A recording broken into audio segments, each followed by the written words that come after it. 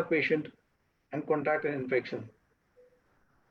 So we are very pleased to bring to you this webinar, which is powered by yet another wonderful company, which is called Round Glass Reach. Round Glass Reach is a well-being app through which you can avail expert-led one-to-one personalized coaching. You can listen to guided mindfulness tracks with the Round Glass Reach app, which you can download from the Play Store or the App Store. You can get daily activity recommendations. You can use calorie trackers. You can get access to well-being blogs and videos. So please download this app. We will, of course, have the link in the chat box also from where you can download. This brings me to the topic of today. The topic of today is mindfulness. Mindfulness is focused more on the breath. Breath, ladies and gentlemen, is the bridge between our mind and body. If you're feeling anxious, if you're fearful, or if you're overwhelmed, you can simply focus on your breath and that will calm the mind and relax the body. But more of this from the speaker himself. The eminent speaker today is none other than Lama Yeshe Rabgye, a Buddhist monk from England. Yeshe Lamaji teaches mindfulness. He teaches Buddhist philosophy. He teaches meditation in various countries across the world. He's a master of Tibetan singing bowl therapy. Yeshe Lamaji took ordination vows from His Excellency Tai Situ Rinpoche in Sherabling Monastery in the north of India. He has studied with His Highness the 14th Dalai Lama, as well as some very senior, very reputed monks. Yeshe Lamaji is basically from England, as I mentioned, and therefore, because of his Western culture, he was forced to question some difficult elements of the teachings, in particular those teachings that were distinguished or different from the cultural embellishments. So he questioned some of those essential aspects of the path.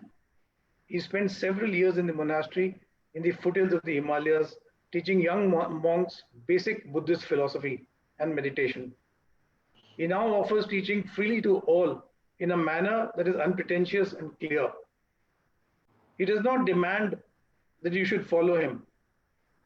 He knows that when you follow Buddhist philosophy and imbibe and apply it to your own life and principles, then you will gain much more.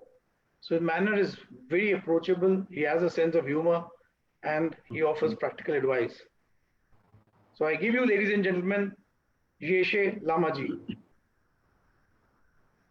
Namaste, everybody.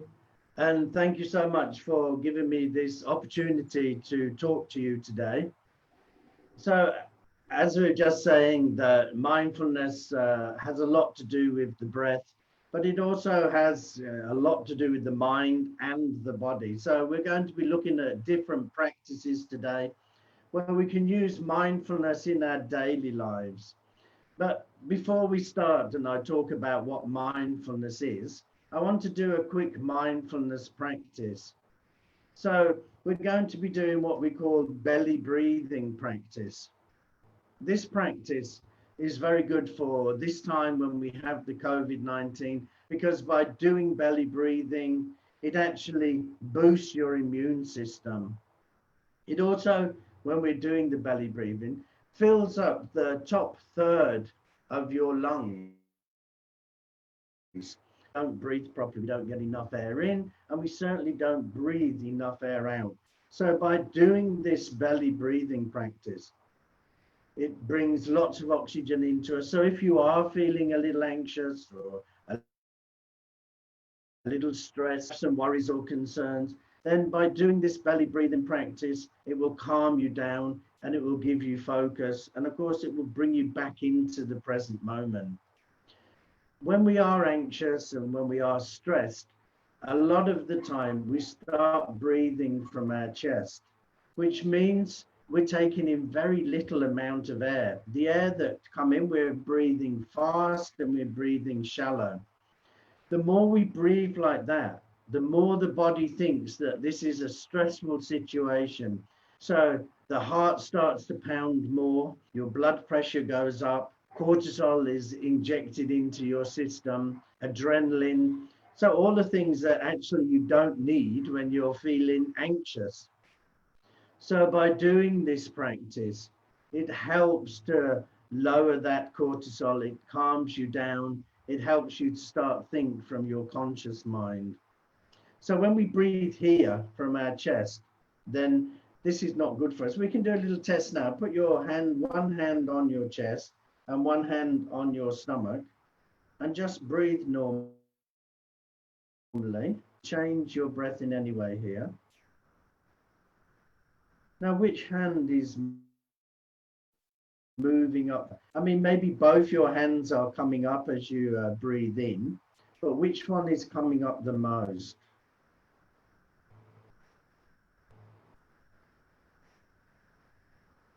If it's your hand that's on your stomach, then great, that's fine, because it means you're breathing from your diaphragm.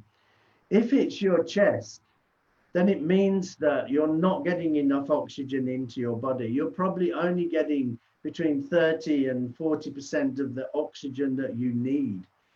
So that's going to make you more stressed and more anxious. So a simple exercise to move your breathing from your chest down to your stomach is just put your arms out in front of you, lock your fingers together like this, put them behind the back of your neck, and then push your elbows out as far as you can push them, and start breathing in and out through your nose. You'll see by doing that and pushing your elbows back, you have no choice but to breathe from your stomach. So if you do that for a minute or two, it does hurt your arms, but if you can do that for a minute or two, then you'll start breathing from your diaphragm. You'll start to getting good oxygen into your body. It will calm you down and it will make you more focused. So the practice I want to do is the belly breathing practice. So what we're going to do is we're going to put one hand on top of the other, then put it on top of your stomach. And when we're going to breathe in through the nose, and we're going to breathe in as much air as we can. So imagine that you have a balloon inside your stomach. So when you breathe in, you really blow that balloon right up. Really exaggerate your breathing. Push your stomach out. Get as much air in as you can. And when we breathe out, we're going to push in with our hands into our stomach. And we're going to breathe the air out through our mouth. So we're going to breathe in and then and really push that air out, because it's that stale air that causes you to be more anxious. It's the stale air that makes you feel tired at the end of the day. So put your hands on your stomach and let's do a few of these. So breathe in and breathe out. Breathe in and breathe out. Breathe in and breathe out. Now we're going to be doing 3 more. So now you know how we're doing the breathing in. So now I want you to focus your whole attention on I'm breathing in, I'm breathing out. So when we do this, it's good to close our eyes because we don't get distracted and we can focus fully on the breath. So we're going to do it again. So when you breathe in, I want you to have your full attention on the breath coming in and going out. Okay, so let's do another 3. So lightly close your eyes and breathe in and breathe out. Remember to push all that air out. Breathe in and breathe out. Breathe in and breathe out. And now just breathe normally in and out through your nose and slowly open your eyes. If you're feeling a little bit dizzy now, it's okay. It's because we've got lots of oxygen into your body. If you just sit there quietly and just normally breathe in and out through your nose, it will slowly go away. Okay, so this is a practice where we use our breath to bring ourselves back into the present moment, calm ourselves down, and make ourselves more focused. So what is mindfulness? So mindfulness means that we're in this present moment. We're here, whatever is happening now. So I'm here, I know my thoughts, my emotions, my body sensations, and the environment that is going on around me. A lot of the time, and in fact, most of our day, we spend in the future, trying to plan the future, trying to second guess it, trying to control it. Or the second biggest amount of our time is spent in the past, looking back, worrying about what somebody said or somebody did or a mistake that we made. And the smallest part spent here in the present moment. But if you look, the future is not here yet. We cannot predict. We can make a prediction, but we cannot know what is going to happen in the future. So the future has not arrived yet. The past has already gone and finished with. All we can do with the past is learn from whatever happened and move on. So the only time we really have is this present moment right here. And when you're spending all your day in the future or in the past and very little of your day in the present moment, it means you're missing your life. It's like you're sleepwalking through life. A lot of the time when we're in the future, we're reacting, and we're reacting from old past experiences, patterns, concepts, habits, behaviors, which means we're not consciously thinking. We are just blindly reacting. So when we bring ourselves back to the present moment, it means we consciously think. When we're in the present moment, we're conscious of what is happening right now. And the benefit of that is that whatever is happening now, we can deal with it. What happens, something, thought comes into our head, let's say, because we're in the pandemic, let's say the thought comes, oh, what if I get COVID-19? Now, we could just let that thought go and say, you know, it's not worth looking at that thought, let it go. Or we could start fixating on it. Or what if I get COVID-19? And then another thought, oh yeah, I wonder if I become really sick. Oh, then I can't go to work. I will lose my job. Or if I lose my job, I'm going to lose my house. And what will my family do when...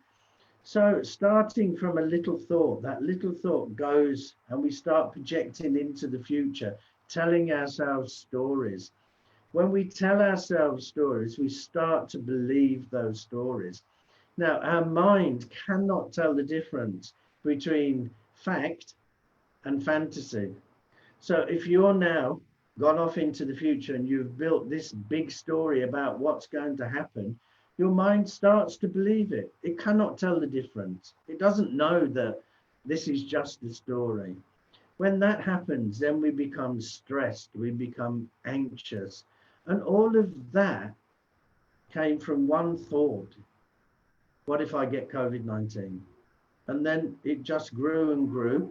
You told a story to believe that story, and then you got anxious. So when that happens, when we become anxious like that, we need to be bringing ourselves back into the present moment. When we're in the present moment, we can start to think consciously. We can start to say, okay, I'm going to protect myself. I'm going to wear a mask, wash my hands, stop indoors as much as I can, work from home. So I'm not going to, you know, expose myself to COVID-19. And if I do, then I will deal with it. So it brings us back into the present moment where we can deal with things. And we deal with these things in a non-judgmental way. So we're not judging that we had anxiety, or we're not judging that this situation is a good situation or a bad situation. All we're doing is bringing ourselves back into the present moment and just engaging with whatever is happening now. So when we do that, there's many exercises like that breathing exercise we just done. There are many, many breathing exercises in mindfulness. And the reason for that is that we say our breath is our brain's remote control. If you breathe really fast, if you try now and breathe really short and bring in lots of air in, you will start to feel a little anxious and a little stressed. But if then you breathe slowly and gently and calmly, you will calm your body down. So your breath can control your mind. Your breath can make you stressed, or your breath can make you calm. So the breath is the brain's remote control. We have the ability to change our breath, which change our thinking. So when we bring ourselves back into the present moment, one way of doing that is just to watch our breath. Another way of doing that is by using our senses. When we use our senses, we can only use these senses, the five senses, we can only use them in the present moment. I can only see what is happening now. Hear, smell, taste, and touch. What is happening right now? So by you can pull ourselves back from worrying about the past, or pull ourselves back from getting anxious about, bring ourselves back into this present moment where we can then logically, calmly look at the situation and help ourselves through this situation.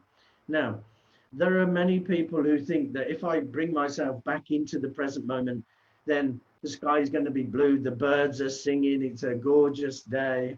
Unfortunately, that's not life. But when we bring ourselves back into the present moment, whether it's a difficult moment or whether it's a happy moment, we're not judging the moment, we're just being with the moment.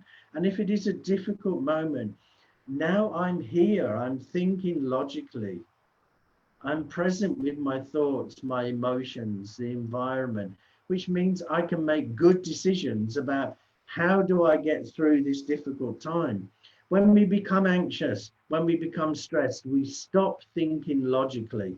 So it means we can't, even if we wanted to think our way out of the situation, we can't. So we need to bring ourselves back.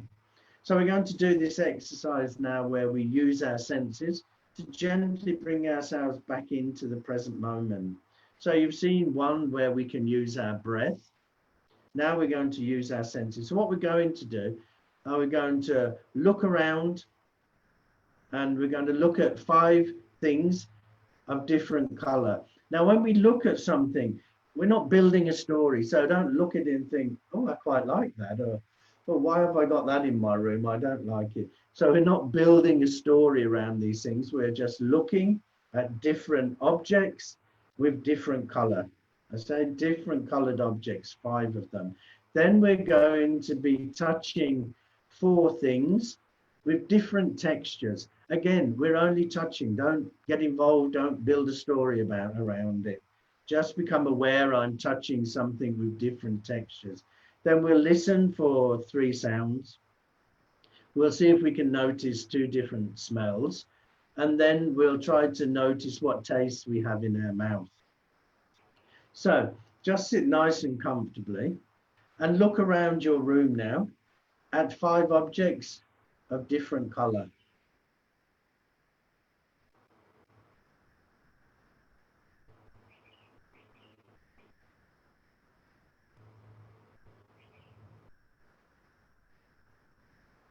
And now take your hand and just touch 4 things.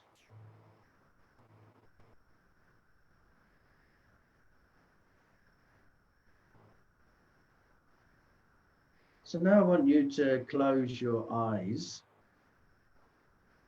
and I want you to listen for 3 different sounds. So first of all, listen for 2 sounds that are close to you.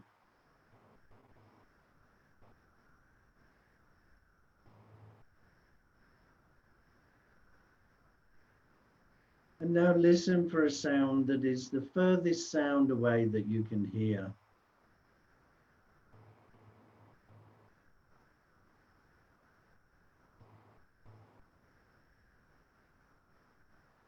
Keeping your eyes closed, I want you to take some deep breaths in through the nose and see if you can notice 2 different smells.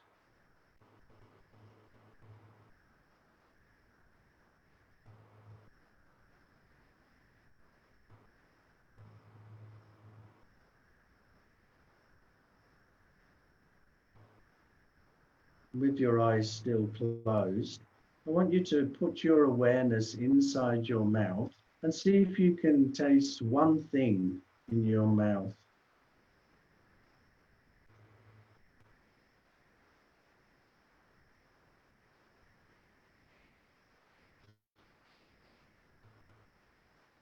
So now just very slowly start to open your eyes.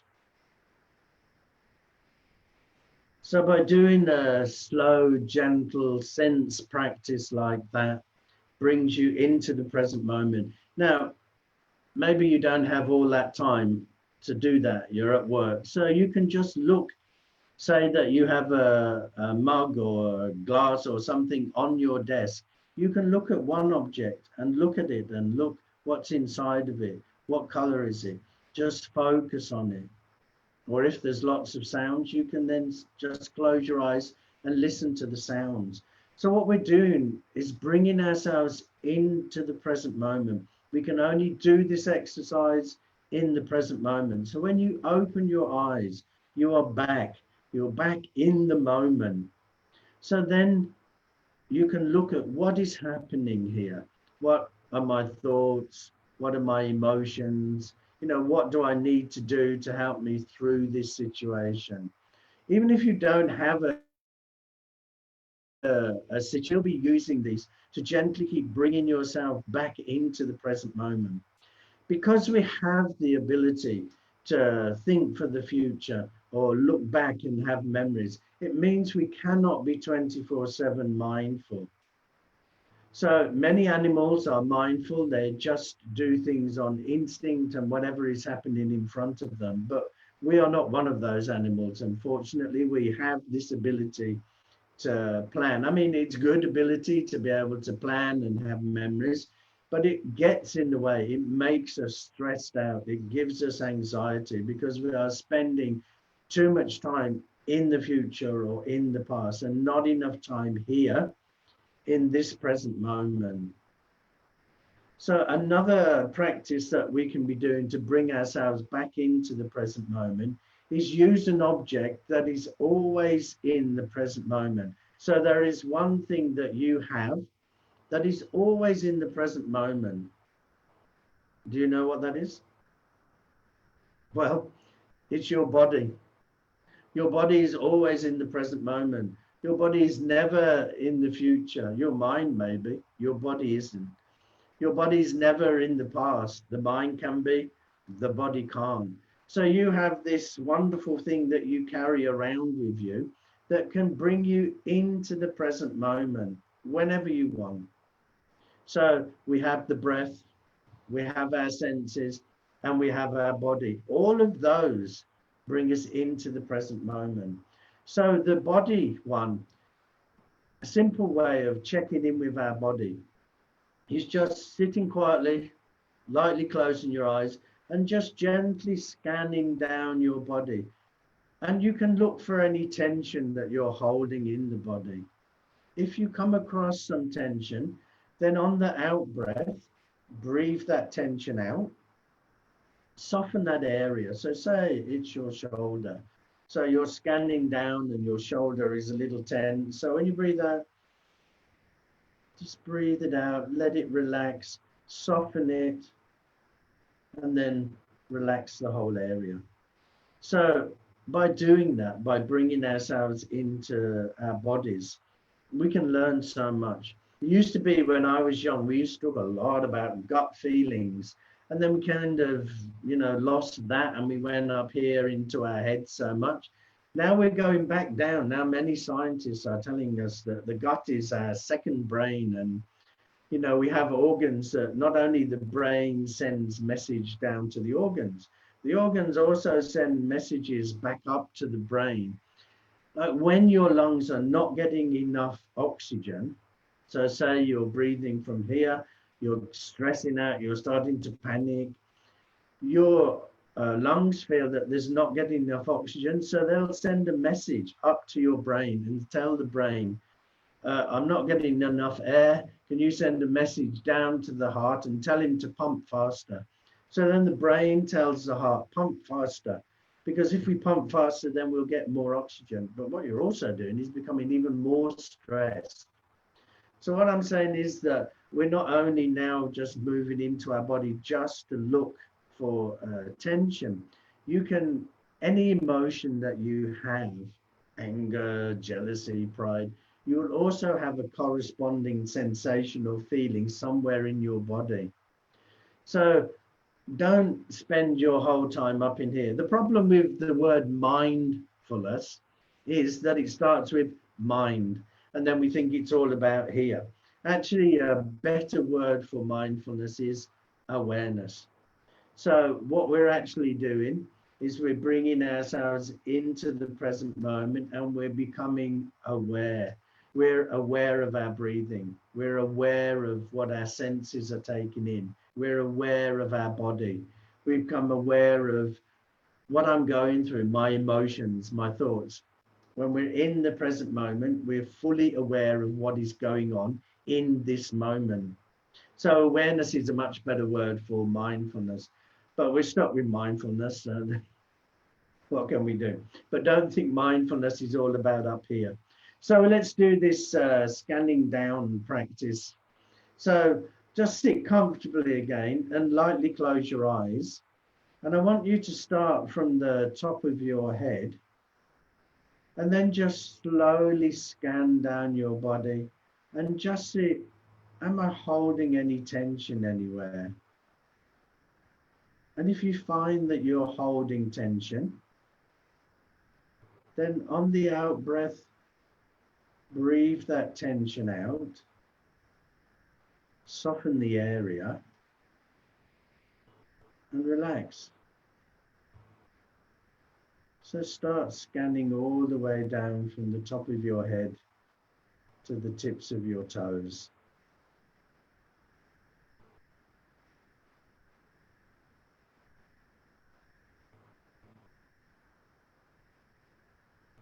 Maybe you can't find any tension in your body, but there's other things that you're noticing. Maybe sensations, a tight chest, churning stomach, or just a pleasant feeling.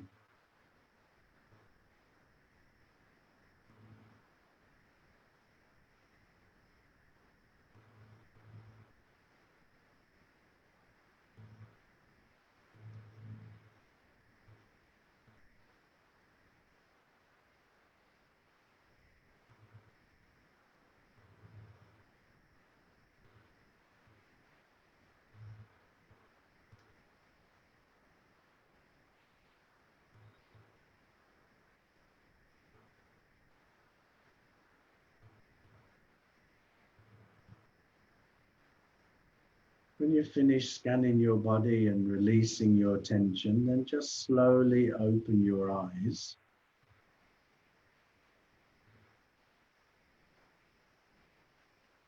Now you're brought back into the present moment again. You've got in touch with your body. So all of these exercises are all mindful awareness exercises, and they're all actually firefighting. I get stressed, I do my belly breathing. I get anxious, I use my senses, or I check in with my body. And they're all perfect for firefighting. But actually, we should be doing something to stop ourselves getting into that anxious, stressful state. And that's doing breathing awareness meditation practice. So I know when I say the word meditation, then many people just go, I don't like meditation, or I can't do meditation, or when I sit down and close my eyes, many thoughts come into my head. I've heard all the excuses. I've given all the excuses. So, but actually, my meditation is such a thing to do. Don't make it complicated. Here we're just doing breathing awareness. We haven't got to worry about Kundalini and Kriya Yoga and chakras and all these things. We can just watch our breath. That's all we're doing in this. And that those meditation practices aren't good, but I'm just saying that for now, all we are doing is focusing on our breath. Why? The reason we're focusing on our breath is that because throughout the day, we're so easily distracted.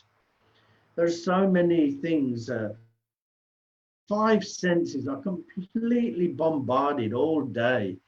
So, and now we have this technology in smartphones, there's even more distractions that are coming our way.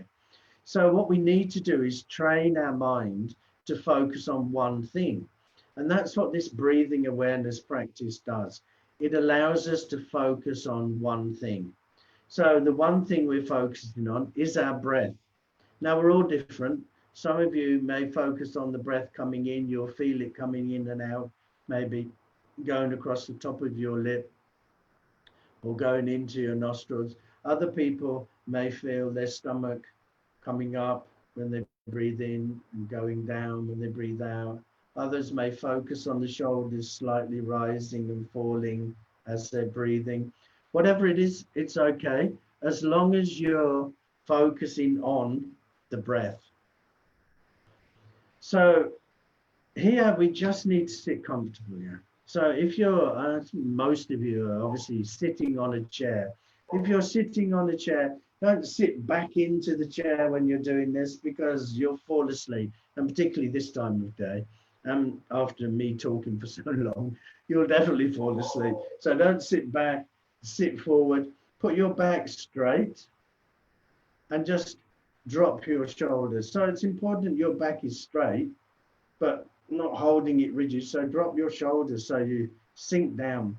The only reason we put our back straight is so we can breathe. If we're like that, we'll sleep. If we're like this, then we can't get the right oxygen into our body. So back straight, shoulders dropped. If you're sitting on a chair, make sure your feet are flat on the ground and a little bit apart from each other so you're nice and stable. Your hands you can put wherever for you in your lap. When we do the meditation, we'll be lightly closing our eyes. And one, it shuts out. Our eye is our most powerful sense. So when we close the eye, we're not distracted. If we sit there watching our breath with our eyes open and something then moves over here, straight away our mind is going to say, oh, what is that? Our mind loves to be entertained. So we close our eyes. And the other reason for closing our eyes, so we go inward. The meditation is about what's happening in here, not what's happening out there. Whatever you're wearing, wherever you're sitting, has no bearing on your meditation. The main part is what's happening inside. So when we just watch our breath, and you'll find where's the best place to watch the breath. We just watch it coming in and watch it going out. We don't force it in, we don't force it out. We just allow it to flow nice and naturally. Now, thoughts will come, and those thoughts are all part of the meditation. It's not that these thoughts are stopping you meditating. They are part of the meditation. We have awareness, we're breathing in, we're breathing out. Next minute, we're thinking. When we realize we're thinking, again, it's a moment of awareness. When we're aware we're thinking, we gently come back and we watch our breath going in and coming out. Another thought comes, takes us away. We become aware of that. We gently come back. We watch the breath. The more that you keep doing that, patiently doing that, then the more those brain waves will slow down, which means the thoughts will be less and less. So when you learn how to focus on your breath, on one thing, then that's a skill you can take out into the world. You're at work, you can focus. Lots of things going on around you, you'll focus. You can focus when you're driving, and we need a lot more people focusing when they drive. You can focus when you're reading or when you're doing anything, your sports, if you're a sportsman, playing instruments. So the skill you learn by sitting and watching your breath, that skill you can take outside with you. And it means that when you're present and focused, then your mind is not going to get stressed and over anxious. So all those other practices were firefighting. This one is prevention. And prevention is certainly better than cure. Okay, so we'll just spend a few minutes because I've probably spoken too much. So, as usual. So sit nice and comfortable, put your back straight, drop your shoulders, put your hands wherever they're going to be most comfortable for you. And now just lightly close your eyes. And I want you to entering and leaving your body. And to make it a little more easier for you, I want you to count your breaths. So I want you to count 1 as you breathe in, 2 as you breathe out, then 3 as you breathe in, and count like that up to 10. And when you reach 10, then start back at 1 again. So sit comfortably and start counting your in and out breaths.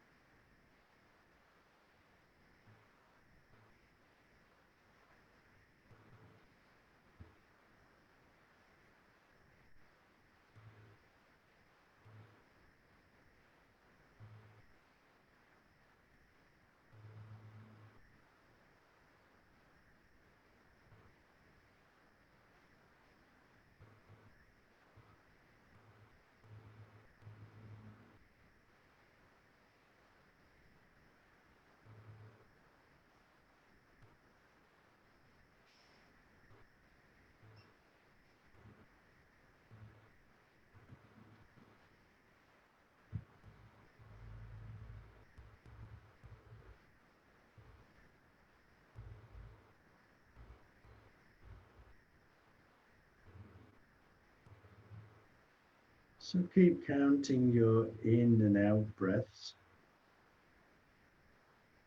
And remember, if your mind wanders, just gently bring it back.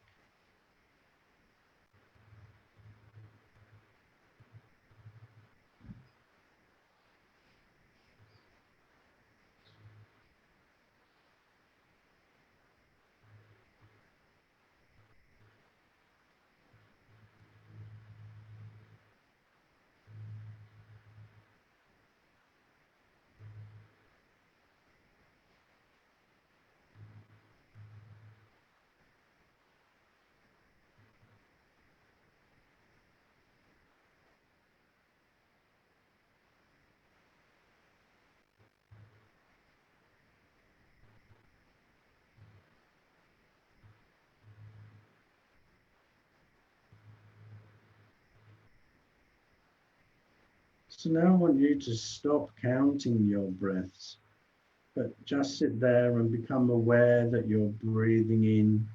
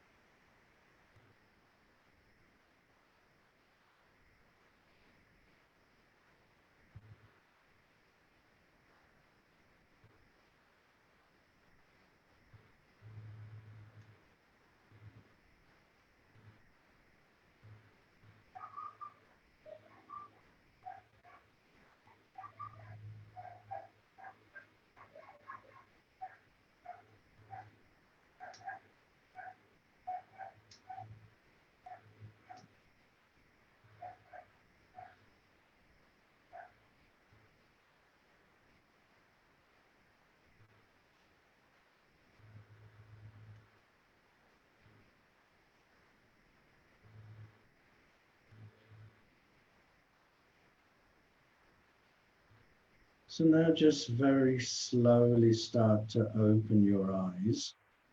But just sit there a moment and just see, do you feel more calm now? Is your body more relaxed?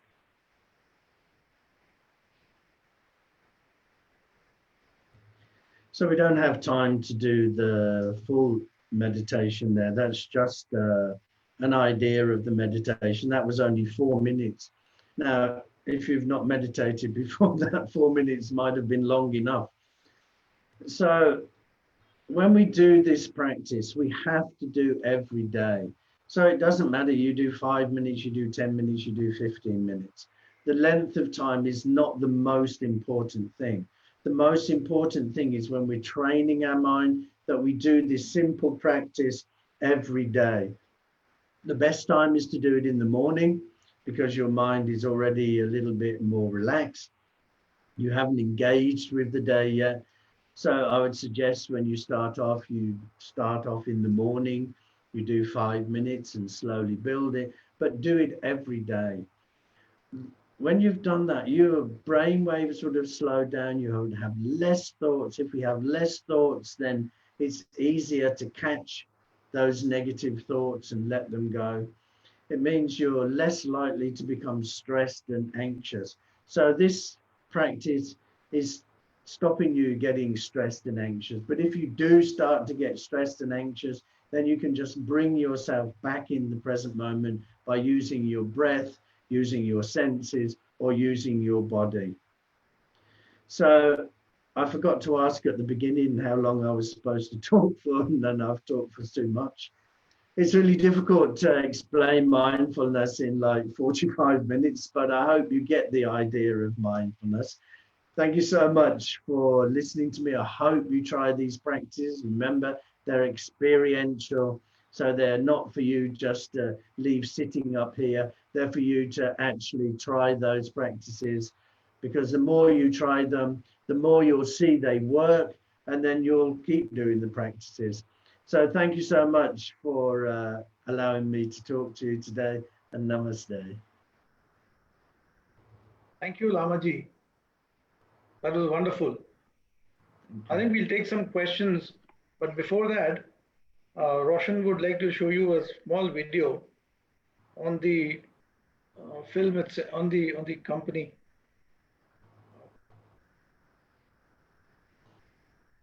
So, ladies and gentlemen, you can put your question in the chat box while you observe this brief 1 minute film.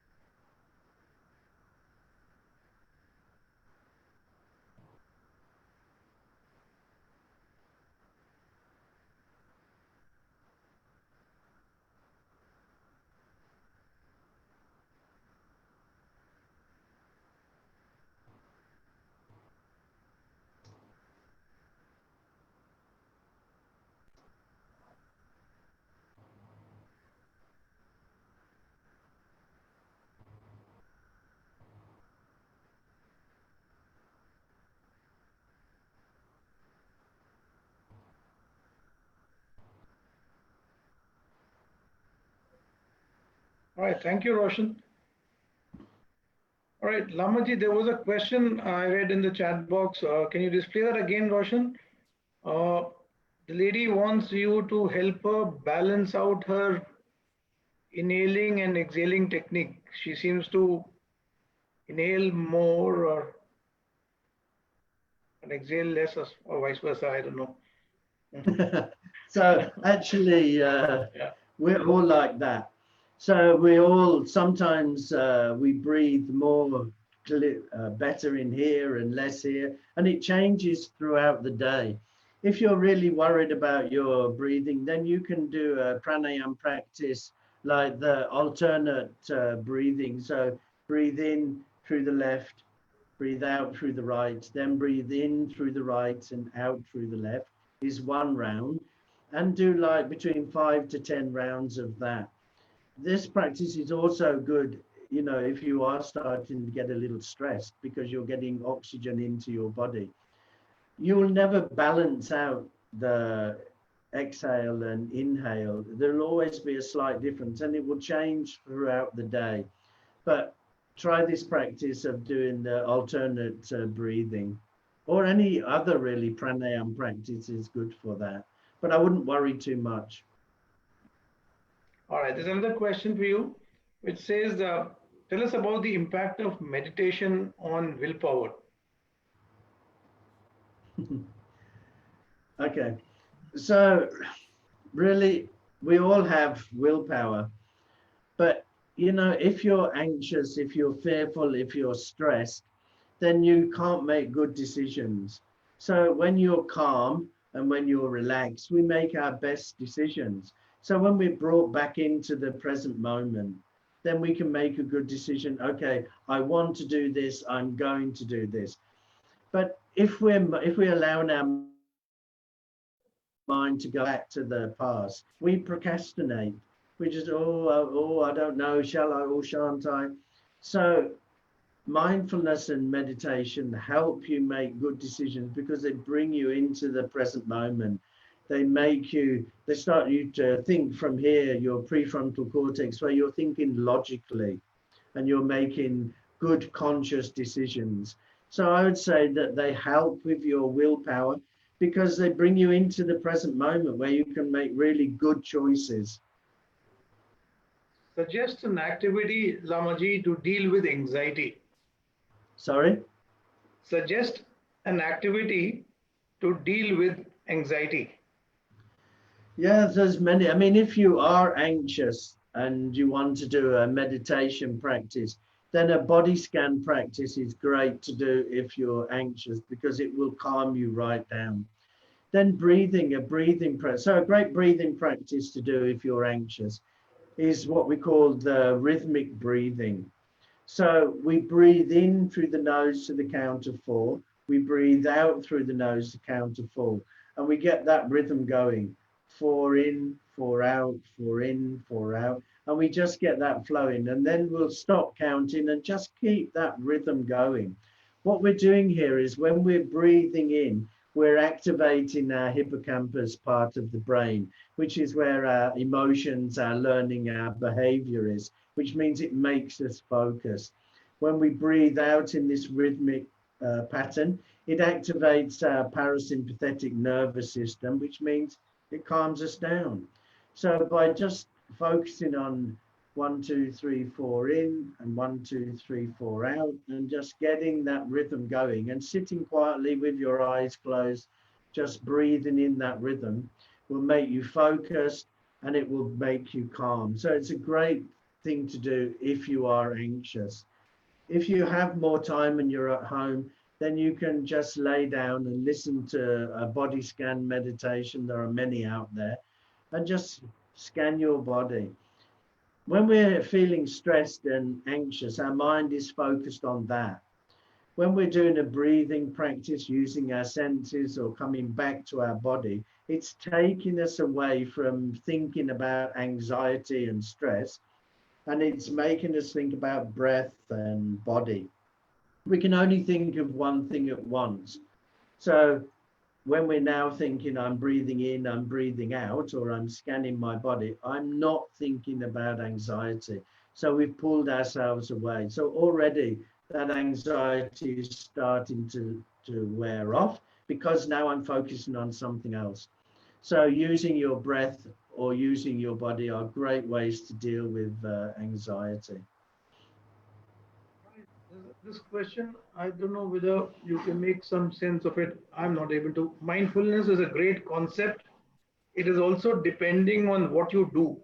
I mean to ask if we can do mindfully only if you do good things, or is it vice versa? So, of course, that I can't see that question there, but we can, sorry. So we need to have ethics and boundaries and morals and values in our life.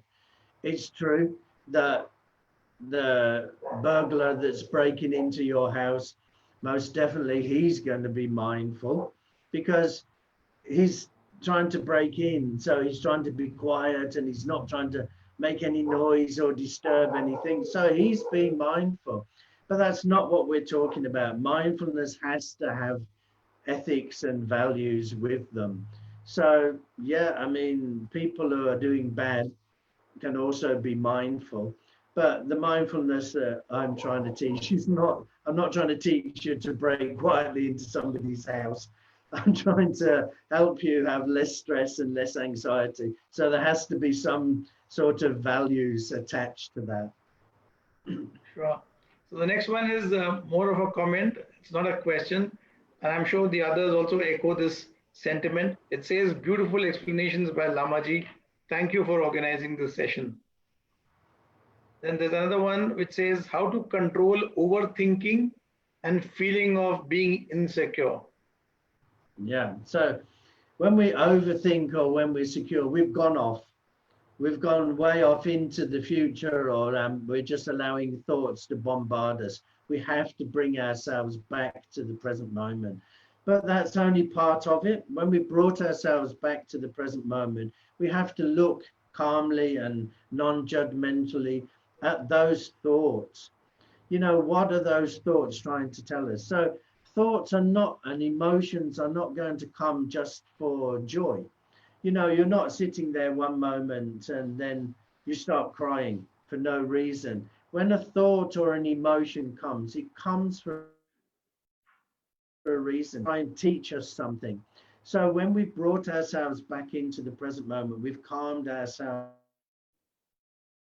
down. These thoughts, what are these thoughts telling us? What do we need to do? If you don't deal with those thoughts and you don't sort out what they're trying to tell us to do, they will definitely keep coming back and coming back and coming back. And the same with emotions. So no thought is really a bad thought. No emotion is a bad emotion. They're trying to teach us something. So actually there are teachers. So we need to learn from them. But to do that, we need to calm ourselves down and bring ourselves back into the present moment and make ourselves focused. Then we need to look and learn, investigate, look curiously. What are these thoughts? What is this thought process? What do I need to do to allow these thoughts to go? Right. The gentleman who had asked you that question on mindfulness and ethics thanked you for the great answer. And then there's the next question which says, how can mindfulness help us to deal with failures in life? It can, because, you know, a failure, you know, that's more to do with resilience in a way. But failure in life is actually feedback, isn't it? You know, if you look at failure as something really bad, oh, I've failed and, you know, I can never do this again, then you've missed an opportunity, because really failure is about feedback. It's telling us something. When we make mistakes, it's telling us something. The problem comes if we make a mistake or if we fail at something and we don't learn the lesson and then we do the same thing again, then that's a problem. But if you fail once and you make a mistake once and you learn from it and you change and you grow and you become better, then it's great. That failure has been a feedback. It's helped us. It's only when we never change, when we keep making the same mistakes, when we keep having the same failures, that becomes a problem. It is not a problem the first time you fail. Failure is part of life.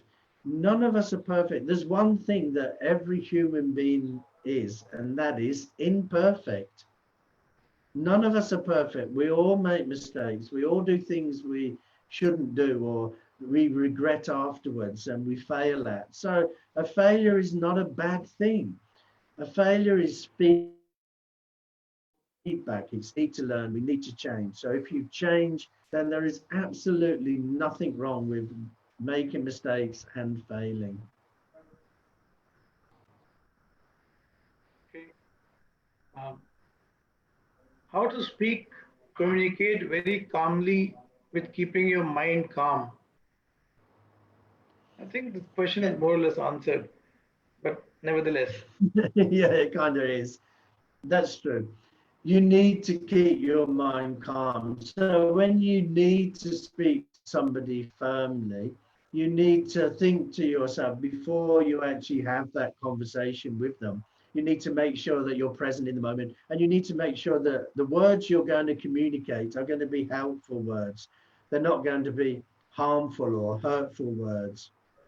So we can talk to somebody in a way that you know is telling them directly what is happening or what they need to do without using hard words, without being horrible to them. But we need to be present in the moment. You need to be thinking from your conscious mind that as you're thinking, you're speaking. It's not you're speaking, then you're thinking. The thinking has to come first and then you speak. So think about the words you're going to use. And if a words come into your mind and you think, oh no, maybe that's not very helpful, then don't say that. You know, we never get the best out of people when we talk harshly to them or we talk angrily at them. If you shout at somebody, then you're going to shut them down. They're not going to listen to you. So make sure that you're present in the moment. Make sure that you've thought it through what you're going to say. And make sure that what you are saying is to help that person. It's not about your ego. It's about trying to help that person. When you do it in that way, then you'll definitely be calm and you'll say the right things. All right, Lamaji, I think I will take the last three questions. Otherwise, there are a lot of questions still coming in. So there is this question. I have the habit of overthinking, and I'm always insecure that people love me equally as they love others in the family or not. And this leads to anxiety. Yeah. How do I control this feeling? Just go back over that, what you're saying there. Because if you look back, it's all stemming from a thought. I'm thinking that they don't like me. I'm thinking that they like other people. I'm thinking it's your thoughts. That's what you need to be looking at. These are negative to help you. There's no, we have these thoughts and then we either generalize or we catastrophize them and make them, they don't love me and, oh, they're going to throw me out of the family or they like somebody else better than me. And if we look carefully, there is no evidence for that. So we have to be careful about what thoughts we decide to follow. So we have 60,000 thoughts a day, roughly. So we don't have to follow 60,000 thoughts. A good 70% of those thoughts are reoccurring thoughts. So it means that if we keep chasing after the same thought, we're going to get the same outcome. If you keep focusing on those thoughts, you're going to keep getting anxiety. The only way to change that is to stop those thoughts. When those thoughts come up, think of something more positive. Think of that. Is this true? Where's the proof that they love somebody more than they love me? So be being more realistic with your thinking. So catch those thoughts. Remember what I said to you earlier on, that when we have these thoughts and we chase after them, then we build a story around them. And the mind doesn't know the difference between fantasy and fact. The fact may be that the family love you as much as they love everybody else, but you've built a fantasy and your mind is believing that. So keep bringing yourself back into the present moment, doing breathing awareness practices, and look at those thoughts and let them go. Ask yourself, is there any proof? Is there any truth in the way that I'm thinking? All right. Can we do meditation in the night just before going to sleep? Yeah, you can. I mean, if you're having difficulty sleeping, if you are stressed and you can't sleep, then doing meditation before you go to sleep will certainly help you relax and go to sleep. Usually, when we do meditation at the end of the day, it becomes a little harder because there's all those things that have happened during the day are just washing around in your mind. But yes, you can. And I would say to you, if you're going to do meditation in the evening, and you're not experienced in meditation and you want it to help you sleep, meditation, because you can do that laying down in bed, and as you're doing it, before you finish it, you'll be fast asleep anyway. All right. Last question, Lamaji. How to prepare an aggressive child or person to adopt this beautiful practice? Yeah, you have to do it slowly, and remember that the attention span of a child is even smaller than ours. Excuse me. And ours is very short as it is. So you need to be doing little practices with them. Instead of saying breathing in, breathing out, if they're a little child, maybe you can lay them down on the floor, put one of their cuddly toys on them, and then just say to them, just see the cuddly toy coming up and going down, coming up and going down. And what they are doing is watching their breath, but they don't know. So there are many books that you can find on how to introduce mindfulness into children. So you need to be patient, of course.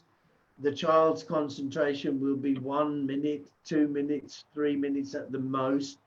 So try to find books where they teach you different practices. I can't go into all the practices, but there are many books now. And I would really strongly suggest that you do that.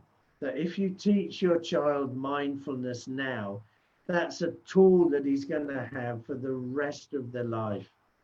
So, as we're older, it's hard to change old habits. So introducing mindfulness and meditation and that to your child when they're young, they will always remember that.